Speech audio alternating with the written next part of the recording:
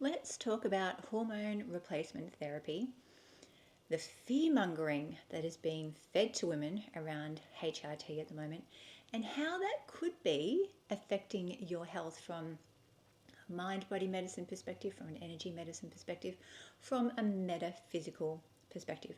Because I believe that the fear-mongering that's happening with the HRT conversations at the moment is in of itself impacting a woman's well-being, and I'm going to tell you why.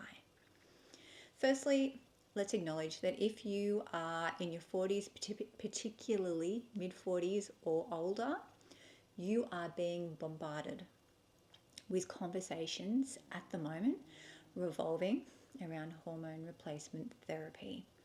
And there are a lot of experts out there who are telling women of this age, myself included, that we must use HRT. If we don't use HRT, our bodies will crumble, our bones will crumble, and our life moving forward in the decades will just not be worth living. The fear around that is fed to women our age is huge right now. And I have an issue with that. I'm a naturopath. This is why I care about this. I'm a naturopath first and foremost. I have been for more than 20 years. So I care about how the body works. I care about how we can feel good as individuals and what our bodies need. Now, from that perspective, do I think you should take HRT? That is totally your choice.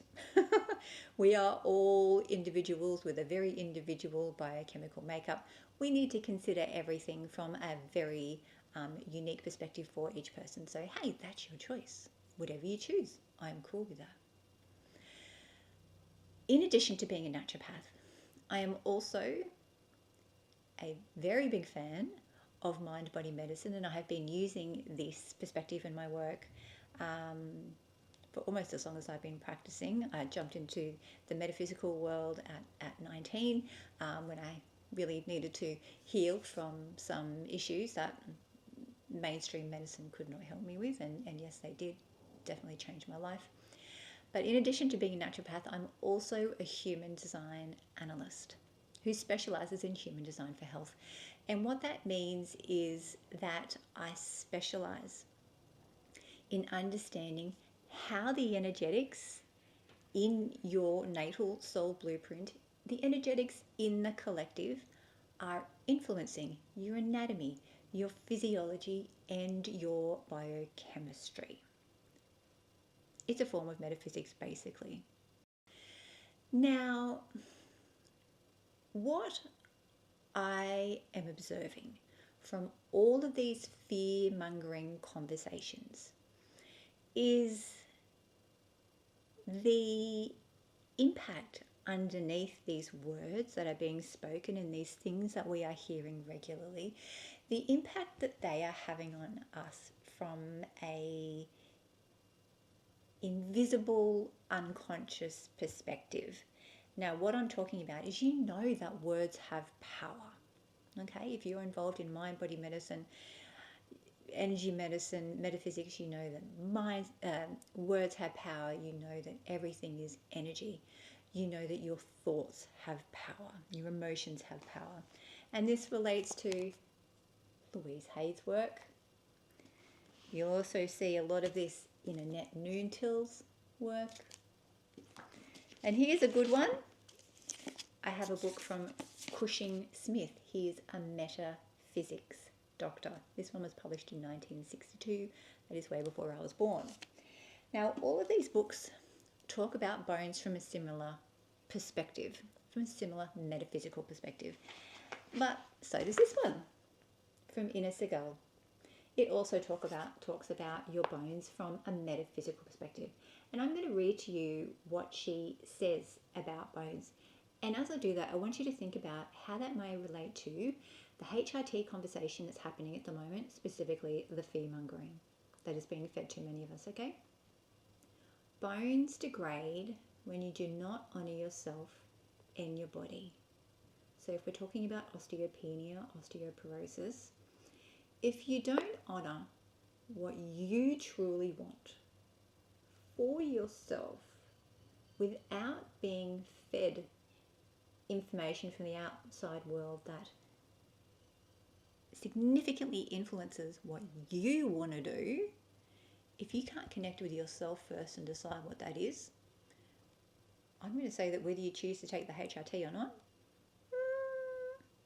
it's not going to be as beneficial as if you genuinely wanted to use it, as opposed to if you use it, but every time you use the HRT, you're like, oh, I don't want to do this. I'm going to say that's not good for your hormones, that's not good for your bones. Okay? Bones weaken when you are feeling lost, disempowered. So if you're lost about making the decision about HRT, hello, that's going to affect our bones, and it's everywhere. So we will be thinking about it a lot. We can't escape it. That makes you feel disempowered. That makes you feel worried. Am I doing the wrong thing by taking it? Am I doing the wrong thing by not taking it? Makes you feel stressed. Is this the right thing? If you have all of this worry, stress, disempowerment feelings, say around this HRT conversation, this fear-mongering that's going on, if you already had underneath that self-worth issues, or were carrying deep-seated pain that you had not yet processed, and that you were maybe unconsciously feeling the need to punish yourself, I'm going to say you've already got a recipe for your bones to not be strong, whether you take HRT or not. My point here is that the HRT conversation goes way deeper, especially related to your bones, goes way deeper than just, will this treatment, will these hormones keep my bones strong if I swallow them? There's also an energetic influence on your bones. There's an emotional, there is a mental influence on the structure of your bones as well.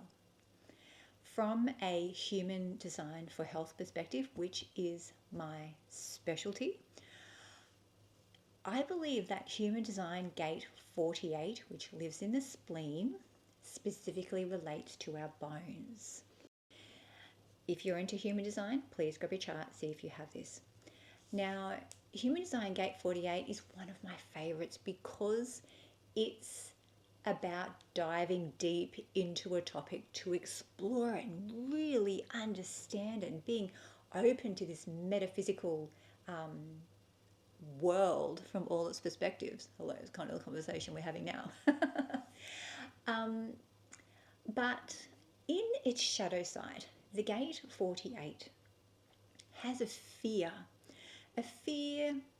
of, I'm inadequate, a fear of, I'm not good enough, a fear of, I don't know enough yet, I've got to keep researching, I've got to get more information before I can make a decision. So I'm going to say that maybe if you had gate 48, human design gate 48, you would be very wise to take extra care of your bones, but specifically, whether you take the HRT or not, your choice, but specifically by being aware of whether you're falling into the shadow of that energy, which is similar to what we just read with Ina, of, I don't have enough information yet. By all means, do the research. But if you are doing the research for years and you're spiraling that, I don't know what to do, I need more information yet. I want to bring this thing into the world, but I'm still not ready yet. I'm still not smart enough yet. I still need more information yet. When if you have the gate 48, well, you probably already have enough information because you're pretty wise already. This gate, I think you get where I'm coming from. These shadows of inadequacy, not enough, in and of themselves, affecting bones, bring in the HRT conversation, which makes a lot of us feel like, I don't know what to do, I'm totally confused, I don't know enough yet, spiraling that for too long. Hello, the bones, well, they could notice if you make a conscious effort to step away or make a conscious decision whether it's for you or not. Now, to be clear, the Human Design Gate 48 does not specifically relate to the bones, but it speaks to the bone marrow, which doesn't specifically strengthen your bones. We have to do that mechanically and with diet, but it speaks to your bone marrow. And your bone marrow is responsible for the rate at which your bone is built up and the rate at which your bone is broken down. So if you have Human Design Gate 48 or its pair of 16, I dare say that it is very important for you to pay extra attention to your bones, specifically from the perspective of making sure that that rate of building bone and of the bone naturally breaking down, we want to make sure that's regulated. That's an involved process, and I won't go through that now. But I would say that bone health for you with those gates, it's way more than just building strength with the weight training and eating plenty of protein and doing those things that we are told at the moment. Now, I hope that this conversation has helped giving you another perspective about HRT and bone strength. And I really just want to really do this as a public service announcement to help women not just swirl in those thoughts for too long, because they in themselves can affect our bones from a metaphysical perspective. Feel free to drop any comments below, because I will be always happy to see you there and answer any questions that you might have. In the meantime, I'm really grateful for you sharing this energy with me, this time with me, and I look forward to seeing you again very soon.